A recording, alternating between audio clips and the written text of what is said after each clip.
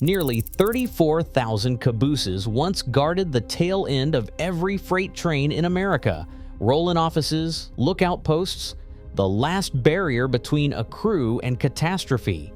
Then they vanished, but the accepted story is that they simply became outdated. The real reason cabooses vanished traces to a $92 per mile cost with zero revenue return, a 30-pound device, and a chain of events that begins in the 1840s in New York. On the earliest railroads of the 1840s, freight crews faced the open elements and relentless motion of the train, with little more than a wooden platform for shelter. The first cabooses began as makeshift solutions, empty boxcars repurposed by conductors who needed a place to manage paperwork out of the rain, store tools, and grab a few moments of rest between stops. These rolling shelters soon became a fixture on American trains, evolving in both form and function as the rail network expanded. By the late 19th century, the caboose had become the nerve center at the end of every freight train. Inside, conductors kept ledgers and train orders, while brakemen watched for trouble, anything from shifting loads to parted couplers or the telltale smoke of an overheated axle. The cupola, a raised lookout post added in the 1860s, offered a commanding view down the line of cars, turning the caboose into both a watchtower and a workplace.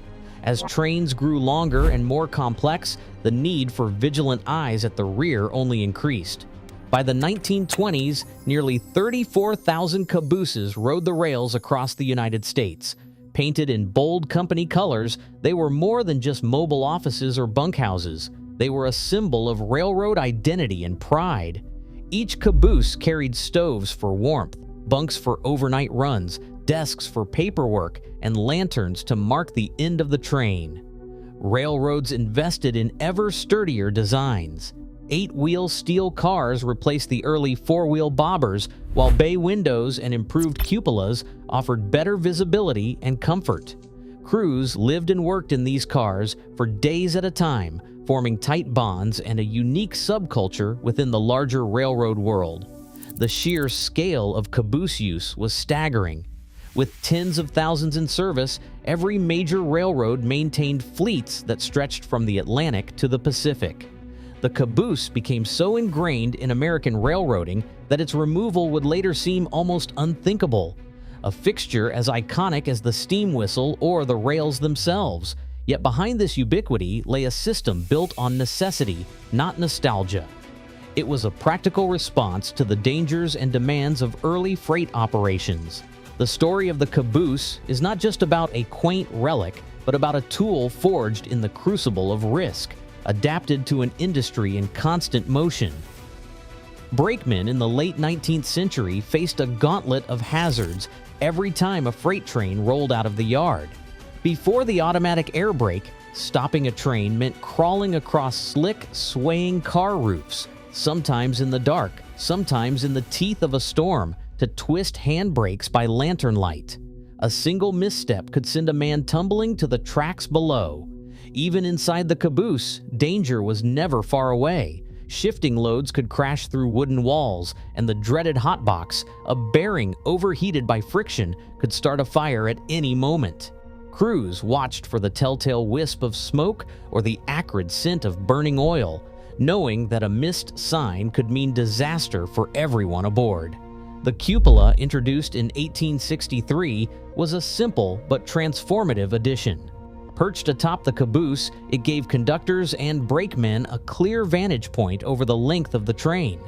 From this raised lookout, they could spot parted couplers, dragging equipment, or the faint glow of a smoldering axle long before catastrophe struck. The 8-wheel caboose, replacing the old 4-wheel bobbers, brought greater stability and comfort, but the job remained unforgiving. The caboose became both a rolling office and a haven, a place to record mileage, rest aching limbs, and warm up by the cast iron stove during long nights on the main line. For many, the caboose was more than a tool, it was a badge of identity. Labor leaders like Nat Williams, who rode the rails as a conductor, saw the caboose as a lifeline in a world that often treated workers as expendable. T.B. Watson's innovation with the cupola was not just an engineering fix, it was a response to daily peril, a way to give crews a fighting chance. In 1883, the Brotherhood of Railroad Trainmen was founded with the caboose at its heart, uniting workers who knew firsthand the risks of the job. The Brotherhood fought for safer conditions, better pay, and recognition of the caboose as a symbol of their craft. Yet with every improvement, a question lingered. If the caboose was essential to protecting lives, what would happen if railroads found a way to do without it? As trains grew longer and the economics of railroading grew harsher, the balance between safety, tradition, and cost would come under mounting pressure. By the mid-20th century, the cost of keeping a caboose on every freight train had become impossible to ignore. Railroads were spending an estimated $92 for every mile a caboose traveled, an expense that covered not just maintenance and repairs, but also fuel to haul the extra weight, insurance premiums, and the wages and benefits of additional crew members. With tens of thousands of cabooses rolling across the country, the annual bill climbed into the hundreds of millions. Industry analysts put the total savings from eliminating cabooses at $381 million per year, a figure that caught the attention of railroad executives and investors alike. Faced with these mounting costs, railroads turned to technology for answers. The first breakthrough arrived in the 1950s with the introduction of trackside infrared hotbox detectors. These devices, placed along the main lines, used sensors to scan the axles of passing trains for dangerous overheating, a job once done by the watchful eyes in the cupola. Instead of relying on a brakeman to spot a wisp of smoke, a detector could quietly alert the crew in the locomotive cab, day or night, rain or shine. But the real tipping point came in 1969, when the Florida East Coast Railway tested a new device known as FRED, the flashing rear-end device.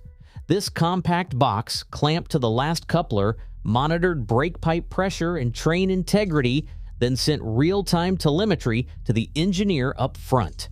For the first time, a machine could signal if the train broke apart or lost air, functions that had defined the caboose's purpose for over a century.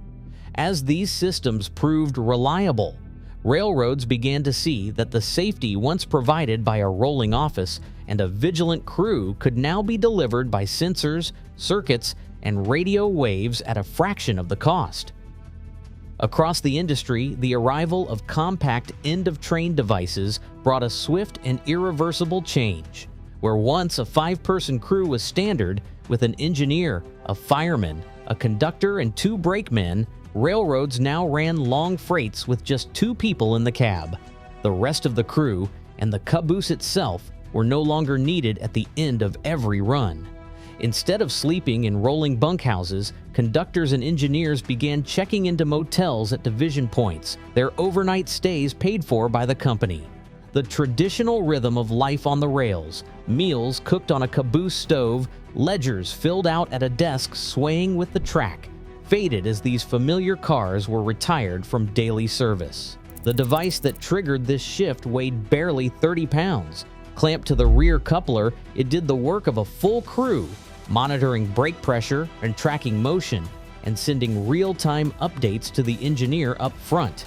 It did not need heat, food, or a paycheck. It did not take sick days or demand safer working conditions. For railroads, the math was blunt. Eliminating cabooses and slashing crew numbers saved an estimated $381 million every year. The cost of hauling deadweight, maintaining aging cars, and paying extra wages evaporated almost overnight. But even as technology and economics swept away the old order, one barrier remained: state laws that still required cabooses for safety. In Virginia, a statute dating back 74 years kept the tradition alive long after most other states had relented. That changed on July 1, 1988, when lawmakers finally repealed the mandate. With that, the last legal obstacle fell. The caboose, once a fixture of every freight train, slipped quietly into history. replaced by a metal box and a radio signal. The era of the human lookout had ended, not through neglect or nostalgia, but through a relentless drive for efficiency and safety. Today, train ends are monitored by circuits, not crews. Data and economics erased nearly 34,000 cabooses, saving railroads $381 million a year and ending centuries of human risk. Progress replaces tradition when efficiency and safety align. The invisible now keeps us moving. What other systems vanish before we notice?